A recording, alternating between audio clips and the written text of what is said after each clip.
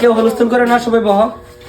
তোমালোক সবাই বুঝি পাইছ, আমালোকৰ স্কুলত আমি প্রত্যেক বছরই 5 সেপ্টেম্বরত শিক্ষক দিবস পালন করি।